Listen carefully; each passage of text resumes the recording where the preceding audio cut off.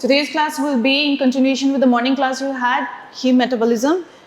Part 1 you had in the morning, and now I will be taking the second part. Today, in this session, we'll be taking what are the disorders that happens when heme synthesis is defective, which includes porphyria. About the catabolism of heme, what happens when heme breaks down, and what happens when there's defect in breakage of heme, and disorders related to that, and Q&A. So let's start with porphyria. So porphyrias are a group of metabolic disorders that happens because there is defect in the heme synthesis. It may be because of enzyme deficiency, defect in their activity or the level of activity. They are characterized by the accumulation of and excretion of porphyrins and their derivatives. And they can be either acquired or they can be inherited. So most of the porphyrias are inherited as dominant, autosomal dominant inheritance, except for congenital erythropoietic porphyria, which is autosomal recessive.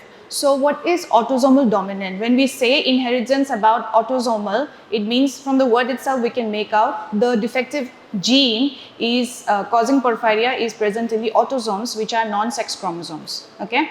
And when we say dominant, it means that only one copy of the defective gene has to be present in one of the parent. So if the father has and the mother doesn't have porphyria gene in their chromosome, they can still pass it on to their children, and each children will have 50% chances of getting the disease.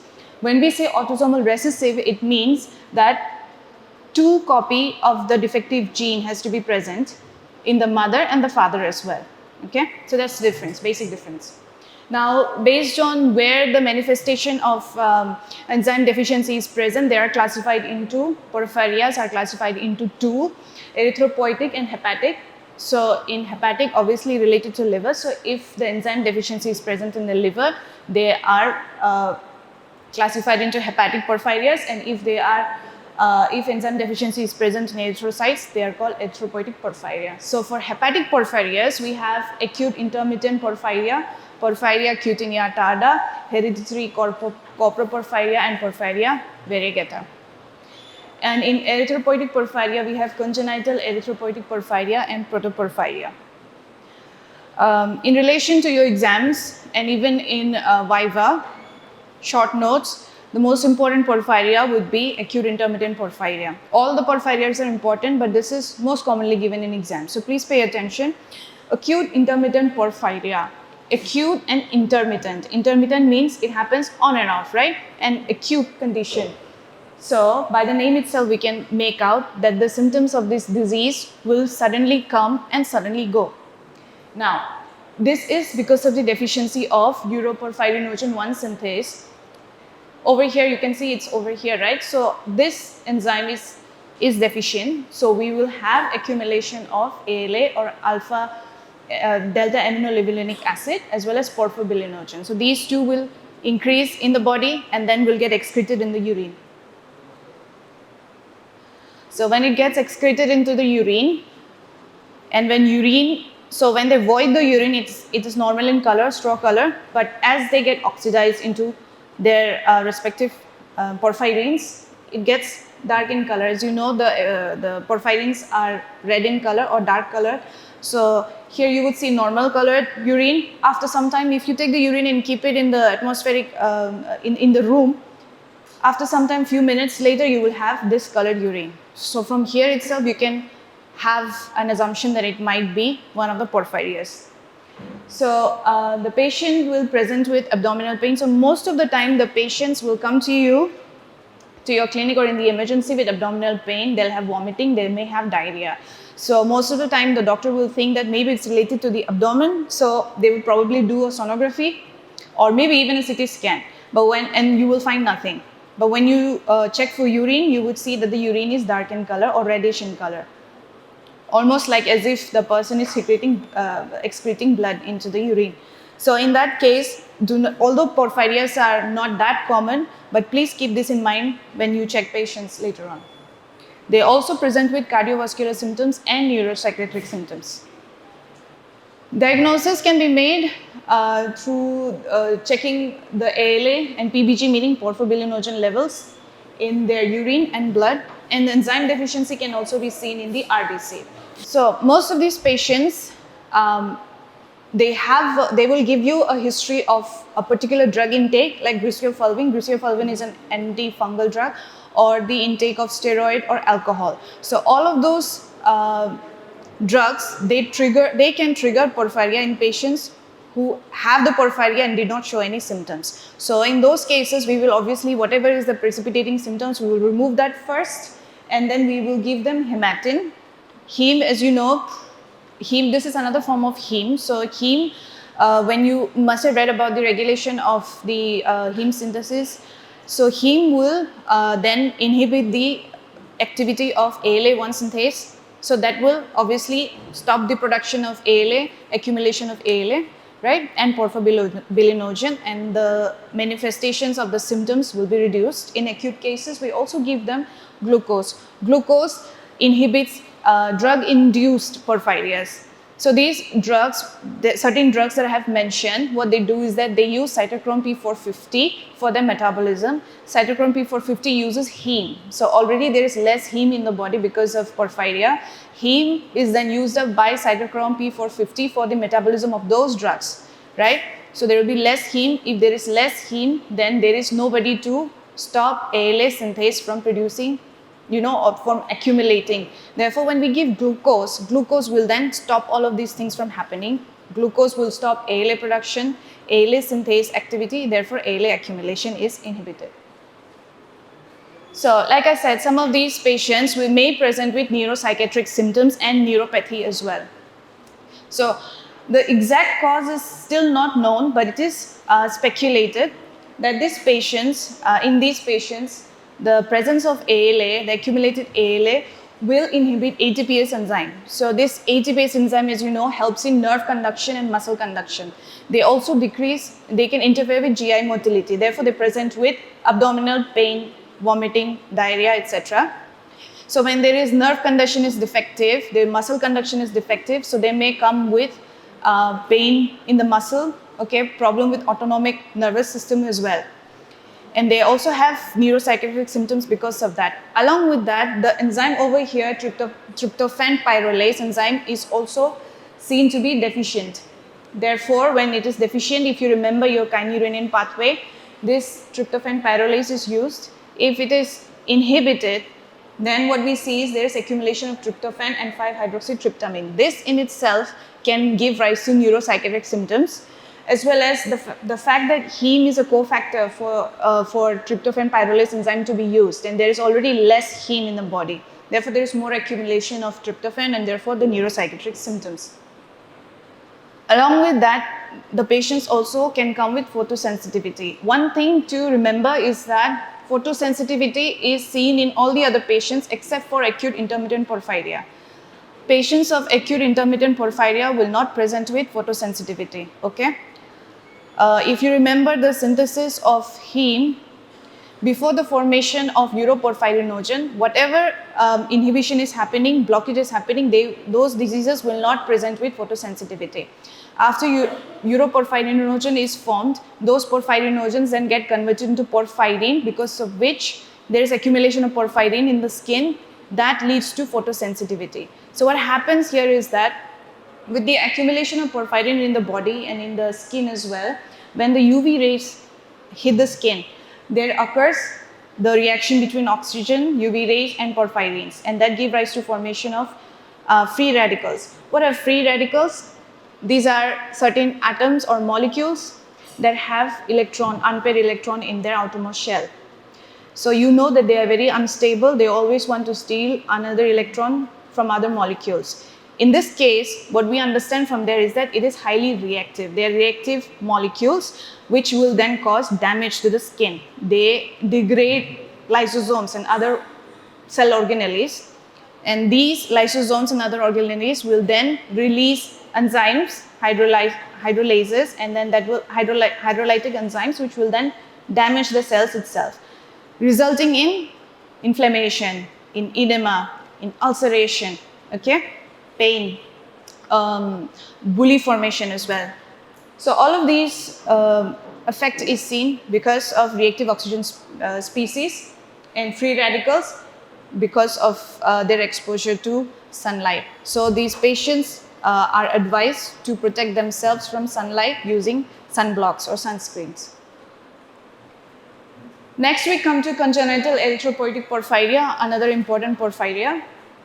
So this is because of a defect in the enzyme uroporphyrinogen 3 co-synthase. Therefore, the same thing will happen. Uroporphyrinogen 1 and coproporphyrinogen 1 gets converted to uroporphyrin 1 and coproporphyrin 1. So since porphyrins are released in this case, they will have photosensitivity. This is autosomal recessive. Okay, the only one that is inheritance is through autosomal recessive mode. So this is a picture on to your right side is a child suffering from congenital erythropoietic porphyria. They are photosensitive, right? The urine turns dark.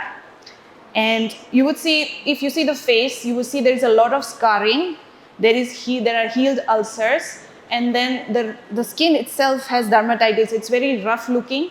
There is mutilation of the cartilages of the nose and even the ear. So this is particularly seen in congenital erythropoietic porphyria.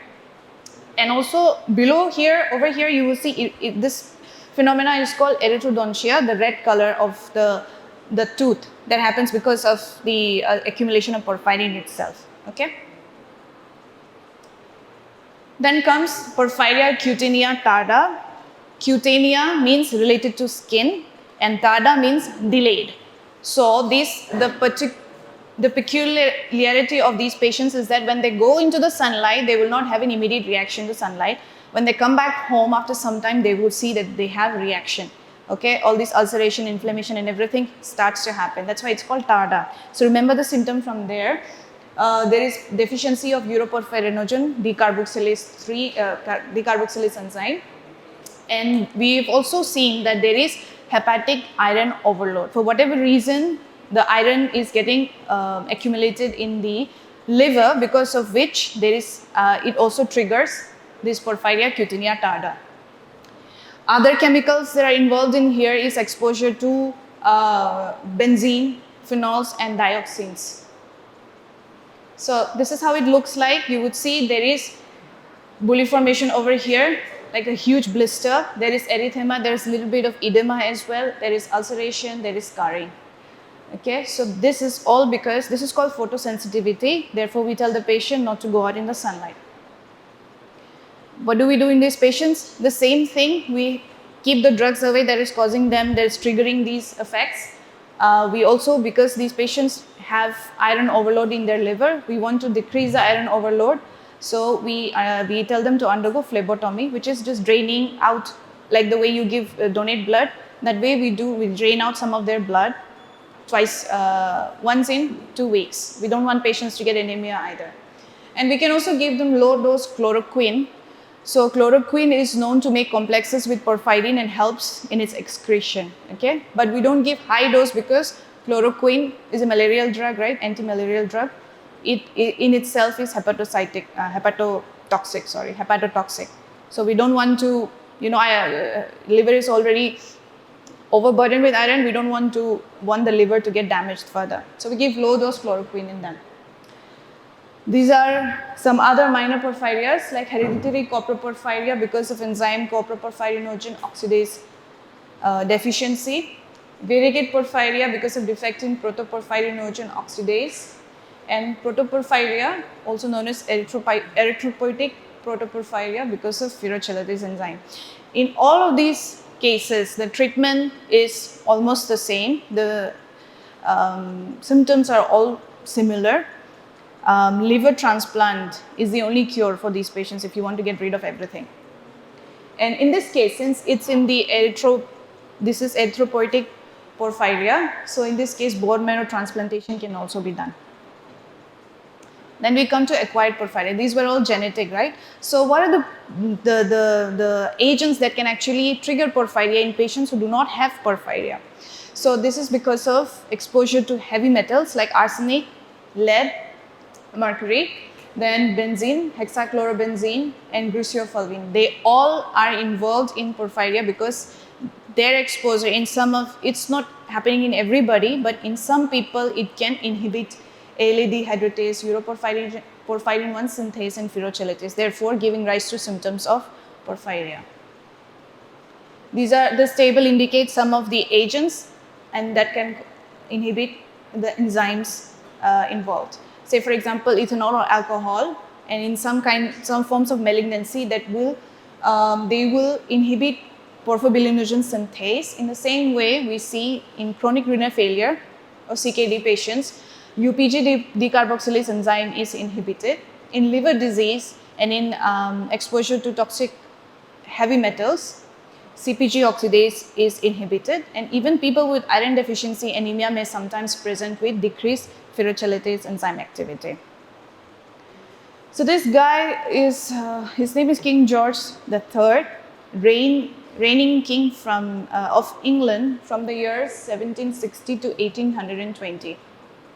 So this guy was supposedly suffering from acute intermittent porphyria. He had all the symptoms of that disease, including red color urine. So it is said that he had those episodes of neuropsychiatric symptoms, and that those episodes, and because it comes intermittently, suddenly he will be in that manic phase and he will make a lot of rash decisions that led to a lot of unnecessary war. And finally, it actually led to independence of the Americas.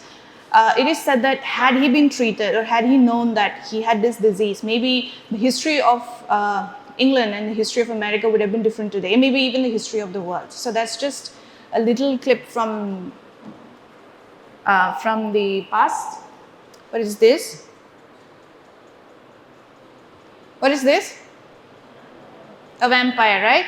So vampire, the myth of vampire and porphyria, what is the relation?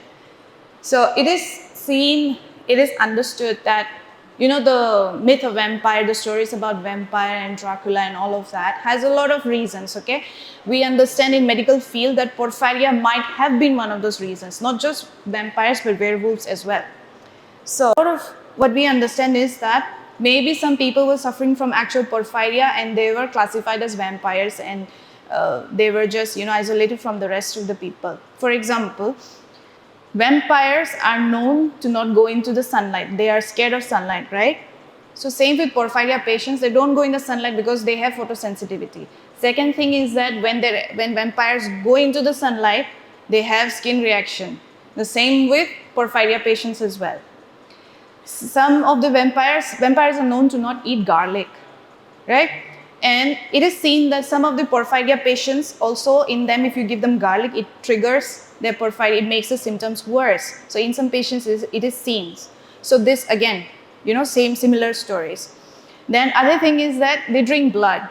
You know, vampires drink blood, all of those stories. Porphyria patients, if you see, because of maybe electrodontia, the fluorescence, the red color of their teeth may present as, you know, as blood drinking habit. Even their urine is red in color, so therefore, you know, people believe that maybe they drink blood, that's why. So all of these factors together, and plus they have so much scarring in the face, and even the werewolves are like that, so maybe the myth of werewolves and vampires, you know, a little part of porphyria also played a role, is what we understand. Okay. Now, porphyria is over, we'll talk about how heme is degraded. So where does heme come from? Heme comes from hemoglobin. Where does hemoglobin stay? In the RBC.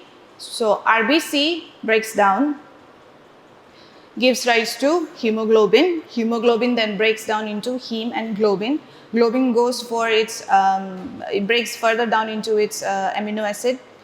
And what happens to heme is what we're going to talk about now.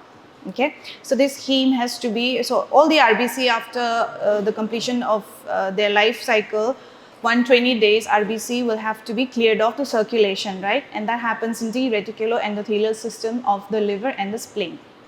So that when they are cleaved, then we get hemoglobin, then hemoglobin breaks down. So now what happens, there is enzyme known as heme oxygenase enzyme that is used in this process. What heme oxygenase does is it takes heme and then breaks it down into biliverdin. Biliverdin over here is it's not a ring, okay? It converts them into, the methyl bridges are broken down and now it is a linear branch. So heme oxygenase enzyme is used. During this process, carbon monoxide is released over here, okay?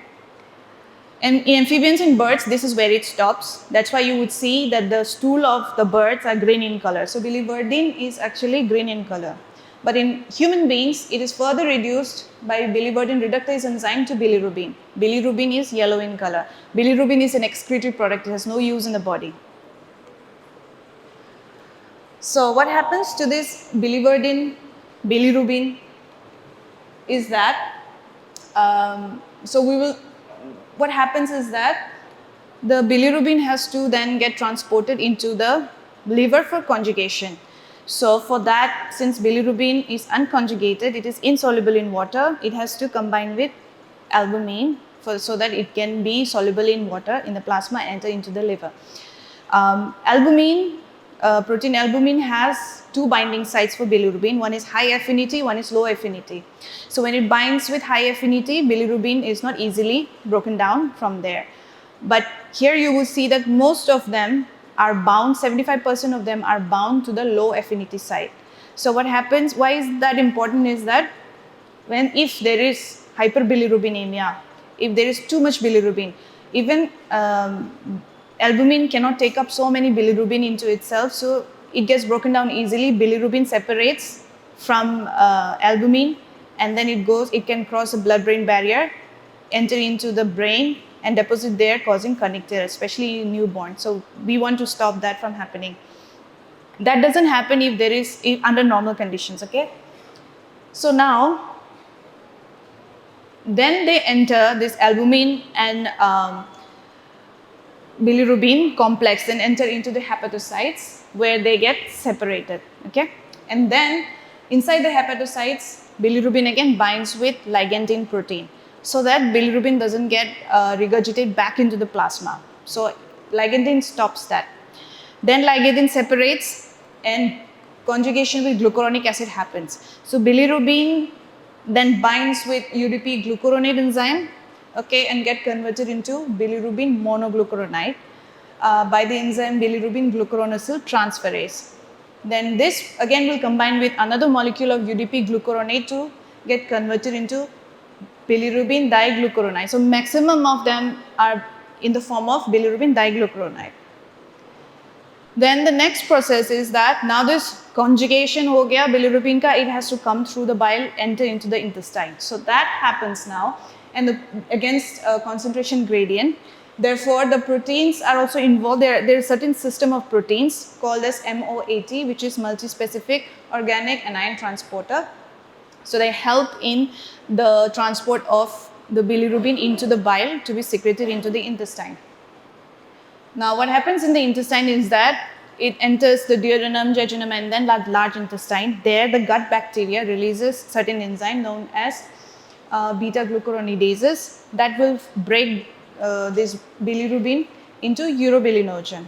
Some of this urobilinogen is then, it re-enters into the circulation through the portal vein, enters into the liver again and resynthesized. So this is known as enterohepatic circulation. Okay, entero meaning intestine, hepatic meaning liver. So the circulation is known as enterohepatic circulation. But the majority of the urobilinogen gets converted into stercobilinogen by the same gut bacteria, and which is then excreted out in the stool. In the stool, stercobilinogen is converted into stercobilin, which is brown in color, gives the color of the stool. Same with some part of urobilinogen also get excreted in the urine through the kidney. So in the kidney it gets converted into urobilin. So that gives us the straw color urine, which is normally seen. Okay, so that was the whole process of what happens to bilirubin. Now, what happens when bilirubin is high? Jaundice. So jaundice is yellowish discoloration of the skin, mucosal membrane and the sclera. The normal bilirubin level total should be less than or equal to 1 milligram per deciliter, but if it is above that, we call it jaundice. Okay, so jaundice doesn't develop if the total bilirubin is not more than 2 milligram per deciliter. So this stage between 1 to 2 is also known as latent jaundice. Okay. Based on where the causes of based on the causes of hyperbilirubinemia, they are classified into hemolytic, hepatic, and obstructive. So we'll go through this one by one. Hemolytic meaning it is related to hemolysis when there is whatever reason, say for example there is G6PD deficiency, there is sickle cell anemia, there is blood transfusion, graft versus host reaction, there is incompatible blood transfusion, there occurs a huge hemolysis. So there is huge hemolysis, there is huge number of hemoglobin coming out and bilirubin is made out of that. So it decreases its conjugation. You know, liver has a huge capacity for conjugation, but this exceeds its capacity. So we have hyperbilirubinemia in the unconjugated form. Okay, even conjugated form also increases, but unconjugated forms increase more. This is what we see in hemolytic jaundice. So more bilirubin gets excreted, therefore there is urobilinogen, stercobilinogen also increases. Then we have hepatic jaundice. Hepatic meaning related to liver. So whatever is happening in the liver, whatever the condition of the liver is that gives rise to hepatic jaundice. For example, cirrhosis of liver.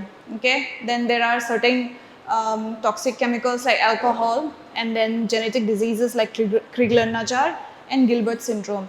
Hepatitis, all of these will cause hepatic jaundice. Okay, and here what happens is that conjugation as well as conjugated and unconjugated bilirubin both will rise, but not up to that level of hemolytic jaundice. And then SGPT, SGOT levels will rise. Okay, why? Because there is the hepatocytes themselves are damaged, so they will release these enzymes. Therefore, these enzymes level in the serum will increase. So therefore, we will see these enzymes also raised. They can present with nausea and vomiting, anorexia as well. Coming to obstructive, meaning obstruction, bile जाने का रास्ता रोक रहा है. In the bile we send bilirubin as well, right? So whatever is causing obstruction to the release of bile will give rise to obstructive jaundice. This is also known as post-hepatic jaundice. So what happens here is that there is an obstruction. So obstruction can be because of gallbladder stones or because of carcinoma of the head of the pancreas. Okay, all of these things will give rise to obstructive jaundice. We will see that ALP level, alkaline phosphatase levels in these patients will increase because if you remember from your LFT classes, alkaline phosphatase is secreted in the epithelial cells of the bile canaliculi. So when it is obstructed, this gets released and there will be higher levels of ALP we see in these patients. So जब bilirubin का conjugation ही नहीं हो रहा है, so we do not get any bilirubin, very few amount of bilirubin, conjugated bilirubin entering into the intestine and then getting converted into urobilinogen and stercobilinogen. So since there is no stercobilinogen or stercobilin getting converted, therefore there will be no color of the stool will be pale in color. Okay, not normal brown color stool. This is very important table. It will show you the difference between the analytes that we measure and also which will be high, which will be low, what happens in each of these types of jaundice. But we'll go further, we don't have time. So this is neonatal jaundice. So neonatal jaundice are of two types. One is pathological, one is physiological. The physiological jaundice will happen after 1 day, after 24 hours. If the jaundice is happening within 24 hours, as soon as baby is born, you see baby is yellow in color, that means it's pathological. Physiological will happen say 1 or 2 days after the birth. Okay, so this happens because the liver enzymes, the liver itself is not mature in these babies, newborn babies. Also that in babies, the activity of this UDP glucuronosyl transferase is seen to be low. Also there is high turnover, so therefore they will have this physiological jaundice. It will go by itself, go away by itself, you don't have to do anything. But in case it doesn't go away, we do phototherapy. Phototherapy, what happens is that in the presence of blue light, the wavelength of 420 and 470 nanometer, bilirubin gets converted into lumirubin through the process of photoisomerization. Lumirubin is non-toxic, it is water soluble, gets excreted out in the form of urine. So it kind of helps in taking out all the unconjugated bilirubin from the body, therefore the baby gets relief from this disorder. Then we come to the pathological part. The most important part is hemolytic disease of the newborn. This happens when there is, you will see these babies are very icteric. They have hyperbilirubinemia, which doesn't go away, okay, and comes at birth, and usually because of Rh incompatibility during pregnancy. We want to get rid of it because the hyperbilirubinemia, the bilirubin level is more than 20.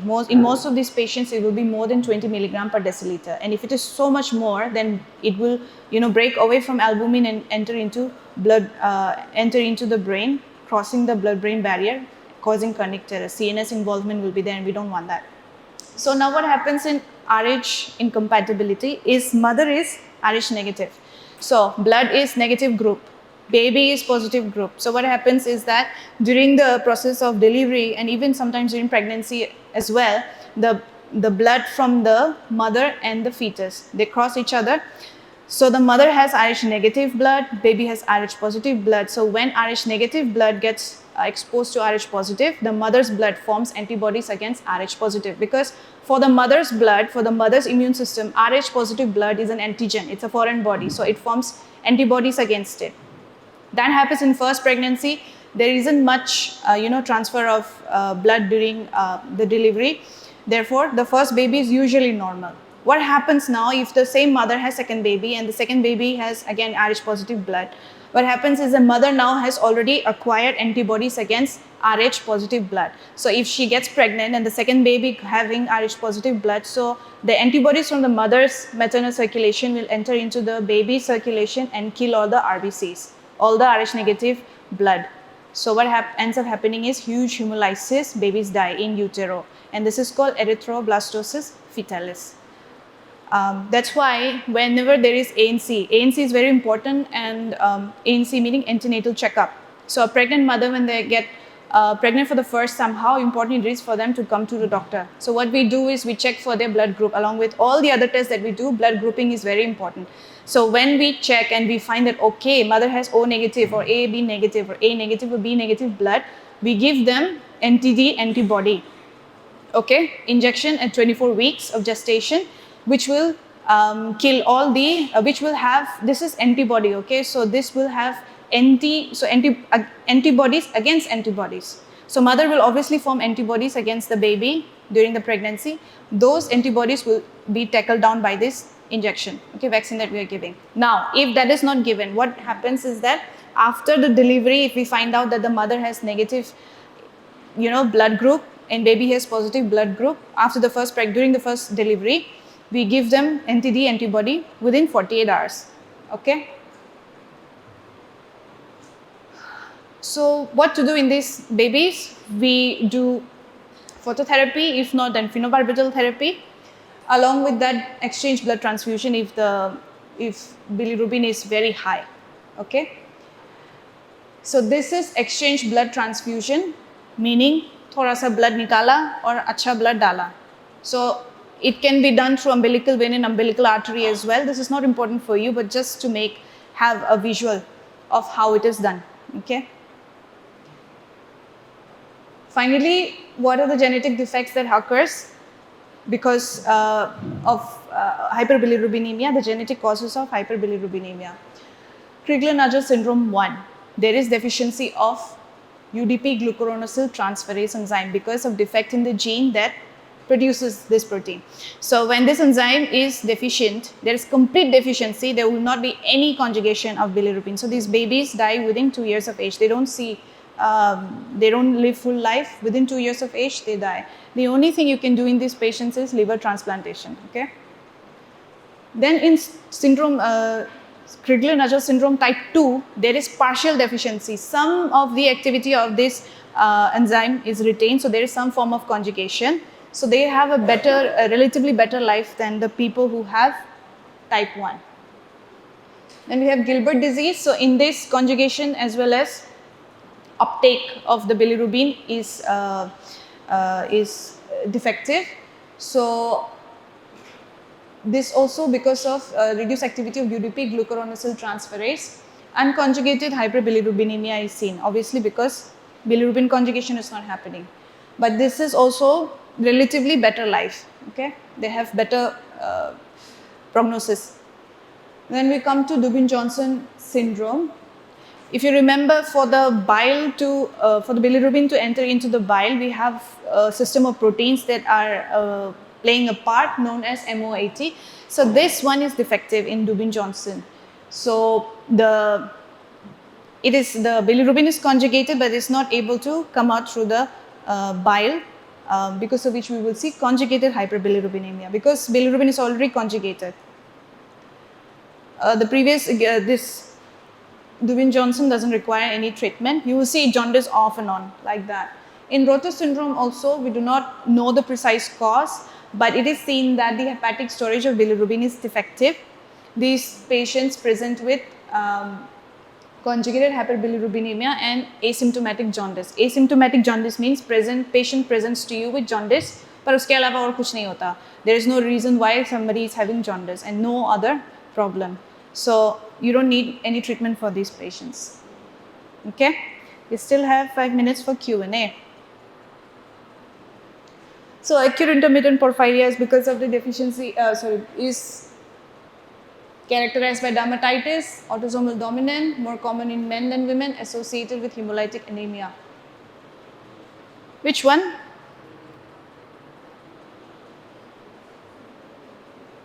The first porphyria that we studied. Anybody? It is autosomal dominant, remember? All of them are autosomal dominant except one, the congenital one. Okay, next question. Congenital erythropoietic porphyria is caused by the deficiency of which enzyme? Uroporphyrinogen 3 co-synthase. If you don't remember, please remember the disease and the enzyme that is involved. That much is enough for you. So urine of a patient with acute intermittent porphyria is likely to contain, they contain porphobilinogen, okay, not uroporphyrinogen. It happens before the formation of uroporphyrinogen. So only ALA and porphobilinogen are raised in these patients. Degradation of heme to bilirubin release one molecule of what? Heme oxygenase के time पे हुआ था. It's carbon monoxide. The only way carbon monoxide is made in our body. This is not given in the slides, but anybody can answer this question. The first question, fifth question. Bilirubin is measured by in the serum. This was taken up in LFT class also. Indirect method, direct method, A. Remember the purple color, azobilirubin formed. Okay, sixth, which disease is associated with conjugated hyperbilirubinemia? Conjugation ho gaya hai, it is not coming out through the bile. Which disease? Dubin-Johnson syndrome. Okay. Then the last two questions. Congenital erythropoietic porphyria has all of the features except erythrocyte porphyrin levels are not raised. Baki cheeze, if you cannot know the answer, you can deduce the other answers. Photosensitivity is there is erythrodontia, right? And then there is reddish discoloration of urine in all porphyrias. So the only thing that is not there is the C option. And last question, which enzyme is not involved in the catabolism of heme? Heme breakdown, not synthesis of heme, okay? Which enzyme is not used? It's an easy question. Heme oxygenase is used to convert heme to biliverdin. UDP glucuronosyl transferase is used in conjugation of bilirubin. Biliverdin reductase reduces biliverdin to bilirubin. Ab bacha kya? Ferrochelatase, that is used in heme synthesis. Okay?